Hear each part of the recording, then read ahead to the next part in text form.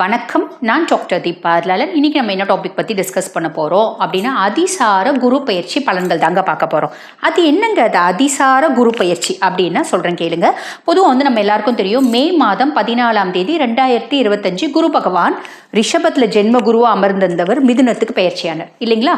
அப்போ அப்படிப்பட்ட குரு பகவான் இந்த அதிசார குரு பயிற்சி அப்படின் போது என்ன ஆக போகிறார் அப்படின்னா மிதுனத்துலேருந்து கடகத்துக்கு வராரு. கடகத்தில் உச்சம் பெற்று அமர்றார். இதனோட காலகட்டம் என்னைக்கு கடகத்துக்கு வராரு அப்படின்னா அக்டோபர் 18 கடகத்துக்கு வந்து டிசம்பர் மாதம் 3ஆம் தேதி வரைக்கும் கடகத்திலேயே தான் அமர்ந்திருக்காரு. 3 மாதம் கழிச்சு கடகத்திலேருந்து திருப்பி மிதுனத்துக்கே போயிட போகிறார். 2026 மே மாதம் தான் குரு பகவான் பயிற்சி ஆகணும். அந்த பயிற்சியாகி அவர் என்னென்ன பலன்களை கொடுக்க போகிறாரு, நான் அடுத்த வருஷம் இந்த பலன்கள்லாம் உங்களுக்கு கொடுக்க போகிறேன், அதனோட ஒரு முன்னோட்டமாக இந்த 3 மாதம் இந்த இடத்துல வந்து உட்காந்து கடகத்தில் வந்து உட்காந்து அந்த பலன்களை நம்மளுக்கு ஒரு ட்ரையல் கொடுத்துட்டு போக போகிறாரு.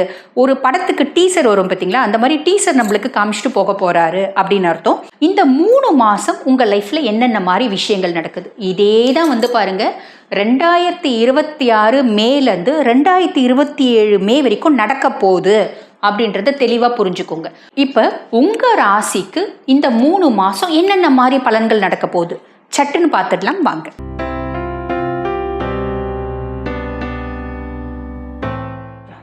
கடகராசி அன்பர்கள், உங்களுக்கு இந்த அதிசார குரு பயிற்சி என்னென்ன மாதிரி நற்பலன்கள் கொடுக்க போது பார்த்துடலாம் வாங்க. பொதுவாக வந்து பாருங்க, கடகம் மிதுனத்திலிருந்து குரு பகவான் உங்கள் சுயஸ்தானத்தில் தான் வந்து பயிற்சியாகி உச்சம் பெற்று உட்கார்றார் இல்லைங்களா?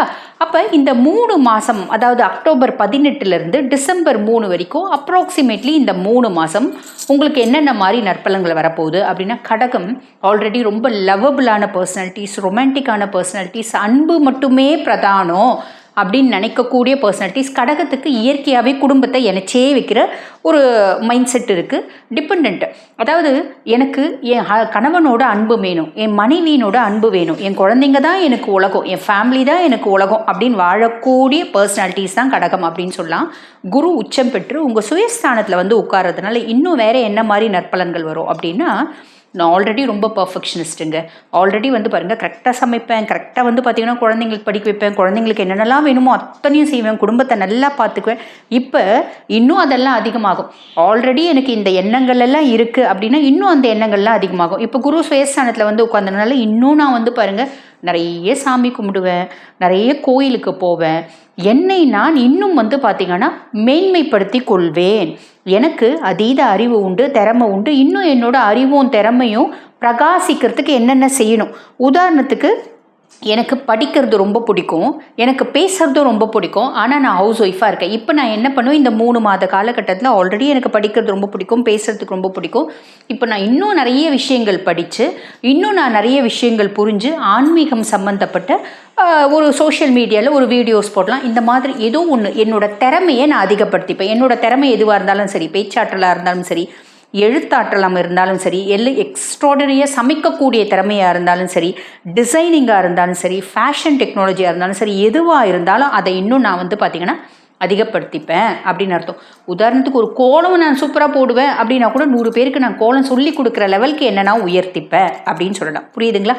இது கடகத்திலேயே வந்து பார்த்திங்கன்னா குரு உச்சமடைஞ்சு உட்கார்றதுனால வரக்கூடிய நற்பலன்கள் அப்படின்னு சொல்லலாம். அதுக்கும் மேலே கடகராசி அன்பர்கள், உங்களுக்கு குரு பகவான் லார்ட் ஆஃப் 6 and 9 ருண ரோக சத்ருஸ்தானத்துக்கு அவன் தான் அதிபன். அப்போ ருண ரோக சத்ருஸ்தானத்துக்கு அதிபன் சுயஸ்தானத்தில் வந்து உட்கார்றான். என்ன நடக்கும்? நிறைய கடகராசி அன்பர்கள் வந்து பாருங்கள், கடன்லேருந்து நிவாரணம் அப்படின்றத அடைவீங்க. எனக்கு பல கோடி கடன் இருக்குங்க, சில கோடியாவது அடைக்கிறதுக்கு என்னென்ன முயற்சிகளோ அத்தனையும் செய்வீங்க அப்படின்னு சொல்லலாம். அதே மாதிரி நோய், எனக்கு நிறைய நோய் இருக்குது, எனக்கு தலைவலி இருக்குது, மைக்ரைன் இருக்குது, கால் வலி இருக்குது, டிஸ்க் பல்ஜ் இருக்குது, டிஸ்க் ப்ரொலாப்ஸ் இருக்குது, ஸ்கின் மேனிஃபெஸ்டேஷன்ஸ் இருக்குது, இப்படி நிறைய நோய்கள் அப்படின்னு இருக்குன்னா அதில் ரொம்ப காம்ப்ளிகேட்டடான நோய் என்ன, அதை வந்து பார்த்திங்கன்னா குரு பகவான் நிவர்த்தி பண்ணி கொடுப்பார். எனக்கு 5 விதமான நோய் இருக்குது, என்னை வதக்கி எடுக்கிற நோய் என்ன, என்னை படுத்தி எடுக்கிற நோய் என்ன, இந்த நோயினால் நான் பாடுபடுறேன் அப்படின்னு நம்ம ஒரு சில நோயை நினைப்போம் பார்த்தீங்களா? டிஸ்க் பல்ஜ் தான் என்னோட மெயின் ப்ராப்ளம், என்னால் முடியல அப்படின்னா அந்த டிஸ்க் பல்ஜில் ஒரு பெரிய வந்து பார்த்திங்கன்னா ஒரு ரிலீஃப் அப்படின்றது குரு பகவான் ஏற்படுத்தி கொடுப்பார். அதாவது எவ்வளோ நோய் இருந்தாலும் அந்த நோயினோட வீரியம் அப்படின்றது குறையும். சின்ன சின்ன நோய்கள், அக்யூட் டிஸார்டர்ஸ் அப்படின்னு சொல்லுவாங்க, இந்த சின்ன சின்ன நோய்களாக இருந்தால் அதுலேருந்து முழு விமோச்சனம் அப்படின்றது கிடச்சிடும். இது குரு பகவான் ஏற்படுத்தி கொடுப்பாரு அப்படின்னு சொல்லலாம். எதிரிகள், கடகத்துக்கு எதிரிகள் அப்படின்றது கிடையாதுங்க. ஏன்னா ரொம்ப ப்ளசன்ட் பர்சனாலிட்டி, யார்கிட்டையும் பகச்சிக்க மாட்டாங்க, யார்கிட்டையும் சண்டை போட்டுக்க மாட்டாங்க, யார்கிட்டையும் வில்லங்கம் பண்ண மாட்டாங்க. அப்போ இவங்களுக்கு எதிரிகள் அப்படின்றதே பெரும்பாலும் கிடையாது. பியாண்ட் தட் இவங்க ரொம்ப பொறுப்பாக இருக்காங்க, ஃபேமிலி ரொம்ப நல்லா பார்த்துக்கிறாங்க, ரொம்ப பாசமாக இருக்காங்க. இவங்க இருக்கிறதுனால தான் இந்த குடும்பமே அப்லிஃப்ட் ஆகுது அப்படின்னு யாராவது நேரில் நல்லா பழகிட்டு பின்னாடி ஒரு விரோதத்தை வச்சுருந்தாங்களோ இதை என்ன சொல்லுவாங்க அப்படின்னா மறைமுக எதிரிகள் அப்படின்னு சொல்லுவாங்க. அந்த மறைமுக எதிரிகள் இருந்தாலும் அவங்க காணாமல் போயிடுவாங்க அப்படின்னு சொல்ல இந்த காலகட்டம். அதுக்கும் மேலே குரு பகவான் பாருங்கள் உங்களுக்கு லார்ட் ஆஃப் 9 பாக்கியஸ்தானம், அதிர்ஷ்டஸ்தானம் சொல்லுவாங்க. இந்த பாக்கியஸ்தானத்துக்கு அதிர்ஷ்டஸ்தானத்துக்கு அவன் தான் அதிபன். கடகம் பாருங்க அஷ்டமத்து சனியில் நிறைய கஷ்டப்பட்டாச்சு, முடிஞ்சு போச்சு. இப்போ பாக்கிய சனி ஆரம்பித்தார், அதுக்குள்ளே ஒரு வக்ரகதி அடைஞ்சிருக்கார். ஆல்மோஸ்ட் நம்ம பாருங்கள் இவர் டிசம்பர் 3 வரைக்கும் இவர் பார்த்திங்கன்னா கடகத்தில் இருப்பார்.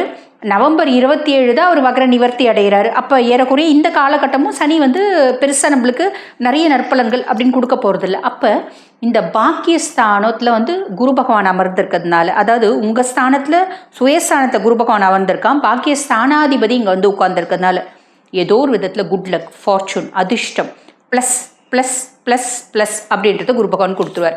நான் இந்த வேலை செய்யணும்னு நினைக்கிறேங்க, ரொம்ப நாளாக இந்த வேலை முடிஞ்சிச்சுன்னா நல்லா இருக்கும்னு ஆசைப்பட்றேன், முடிகிற மாதிரி தெரியல. எனக்கு தெரிஞ்ச உதாரணம் நான் சொல்கிறேன். இப்போ கடகராசி நீங்கள் லேடி இருக்கீங்க, உங்கள் பிள்ளைக்கு நல்ல பார்த்தீங்கன்னா பொண்ணு நல்லா படிச்சிருக்கு, நல்ல ஒரு அழகான பொண்ணு, நல்ல திறமையான பொண்ணு, வாரானே பெருசாக அமைய மாட்டேங்குதுங்க. நாங்களும் தேடி தேடி பார்க்குறோம், எங்களுக்கு ரொம்ப வசதி வேணும் பையனை ஆசைப்படல, பையன் ஒத்த பிள்ளையாக இருக்கணும்னு கூட நாங்கள் ஆசைப்படல, சொந்த பந்தத்தோடு கூட இருக்கட்டும், ஆனால் நல்ல ஒரு படித்த கை நிறைய சம்பாதிக்கிற வரனா வேணும்னு நாங்கள் தேடிகிட்டே இருக்கோங்க, பெருசாக கிடைக்கவே இல்லை. கல்யாணம் வரைக்கும் வருது, ஏதோ ஒரு குறை, ஏதோ ஒரு விஷயம் வேணான்னு சொல்லிடுறாங்க, பெருசாக ஜாதகம் ஒத்து வரல. இப்படி நிறைய விஷயம் நீங்கள் உங்கள் பிள்ளை சார்ந்து யோசிச்சுட்டு இருந்தீங்க அப்படின்னா இப்போ சுயஸ்தானத்தில் உங்களுக்கு குரு பகவான் உட்கார்ந்துட்டு இருக்கிறதுனால ஏதோ ஒரு விதத்தில் ஒரு அதிர்ஷ்டம் அப்படின்றது கொடுத்துருவார். பையன் பக்கத்துலேயே இருந்திருக்கான்ப்பா, நம்மளுக்கு தெரியலையே. பிள்ளை ஏதோ ஒரு நீங்கள் கல்யாணத்துக்கு கூட்டிகிட்டு போகிறீங்க அப்படின்னா பிள்ளையை பார்த்து பிள்ளை ஜாதகம் இருந்தால் கொடுங்க அப்படின்னு கேட்குறாங்க. பையனுக்கும் பொண்ணுக்கும் நல்ல மேட்ச் ஆகிடுச்சு. அடடா, நம்ம சொந்தத்துலேயே பையன் இருந்திருக்கானே, நம்மளுக்கு தெரியாமல் போச்சே, எங்கெல்லாம் நம்ம தேடி தெரிஞ்சோம். இந்த மாதிரி ஏதோ ஒரு விதத்தில் குட் லக், அதிர்ஷ்டம் அப்படின்றத குரு பகவான் ஏற்படுத்துவார். இதை நான் எனக்கு தெரிஞ்ச ஒரு எக்ஸாம்பிள் சொன்னேன். நீங்கள் உங்களோட வாழ்க்கையில் என்னென்ன விஷயம் நீங்கள் ரொம்ப லாங்கிங்காக இருக்கீங்க, அதிர்ஷ்டம் சார்ந்து ரொம்ப பார்த்தீங்கன்னா யோசிச்சுட்டு இருக்கீங்க, அதோட அப்ளை பண்ணி பார்க்கும்போது உங்களுக்கு ஏதோ ஒரு விதத்தில் அதிர்ஷ்டம் அப்படின்றத குரு பகவான் கொடுத்துருக்காரு அப்படின்றது புரியும். இந்த அதிசார பயிற்சியை நீங்கள் முடிஞ்ச முன்னாடி நீங்கள் கம்பேர் பண்ணி பாருங்கள், இல்லை அதிசார பயிற்சி காலகட்டத்திலே நீங்கள் கம்பேர் பண்ணி பாருங்கள். ஆனால் அந்த ஏதோ ஒரு விதத்தில் அதிர்ஷ்டம், குட் லக், ஃபார்ச்சூன்றது ஒவ்வொருத்தவங்களுக்கும் ஒவ்வொரு பர்சன்டேஜில் நடக்கும். ஒரு சிலருக்கு 20%, ஒரு சிலருக்கு 100%, ஒரு சிலருக்கு 200%. அவங்க சுய ஜாதகத்தில் இப்போ நடக்கக்கூடிய தசையை பொறுத்து அப்படின்னு சொல்லலாம். பாபரோட தசை இல்லாமல் இருந்துக்கணும், அஷ்டமாதிபதி, ருணரோக சத்ருஸ்தானாதிபதி, விரையாதிபதியோட தசை இல்லாமல் இருக்கணும். அப்படியே அந்த தசைகள் இருந்தாலும் அவங்களோட குருனோட பார்வை இருக்குது அப்படின்னாலும் இத்தனை நற்பலன்களும் கிடச்சிடும் அப்படின்னு சொல்லலாம். ஆன் தி ஹோல் உங்களுக்கு அதிசார குரு பயிற்சி கடகத்துக்கு எப்படி இருக்குது அப்படின்னா எக்ஸலண்ட்டாக இருக்குது. வாழ்த்துக்கள். இப்போ நான் சொன்ன பலன்கள் அத்துணையும் பாருங்கள் அந்தந்த ராசிக்கு உரிய கோச்சார பலன்கள். இப்போ இதை நான் நிறைய விஷயத்தில் நிறைய ராசிக்கு சொல்லும்போது உங்களோட சுய ஜாதகம் கம்பேர் பண்ணுங்கள் அப்படின்னு சொல்லியிருப்பேன். கம்பேரிசன் எதுக்கு அப்படின்னா இந்த நல்ல காலத்தை எப்படி நான் இன்னும் பாசிட்டிவிட்டியாக யூட்டிலைஸ் பண்ணிக்கலாம் அப்படின்றதுக்காக, இல்லை இந்த கெட்ட காலத்தை எப்படி ஓவர் கம் பண்ணிக்கலாம். பெருசாக கெட்ட காலம் யாருக்குமே இல்லை, எல்லாருக்கும் நல்ல காலமாக தான் இருக்குது. தனுசு மட்டும் கொஞ்சம் காஷியஸாக இருக்கணும், அவ்வளோதான். அப்போ இந்த நல்ல காலத்தை எப்படி யூட்டிலைஸ் பண்ணிக்கலாம், எப்படி நான் பேக்கப் பண்ணிக்கலாம், நான் ஆக்கப்பூர்வமாக என்ன செய்யலாம் அப்படின்லாம் நீங்கள் யோசிக்கிறீங்க. என்னோடய சுய ஜாதகத்தையும் பார்த்து நான் ப்ரெடிக்ட் பண்ணிக்கணும் அப்படின்னு விருப்பப்படுறீங்கன்னா நான் பேசிகிட்டு இருக்கும்போதே என்னோடய வாட்ஸ்அப் நம்பர் கொடுத்துருப்பாங்க, அந்த வாட்ஸ்அப் நம்பருக்கு கால் பண்ணி அப்பாயின்மெண்ட் ஃபிக்ஸ் பண்ணி என்கிட்ட பேசிக்கலாம். தேங்க்யூ.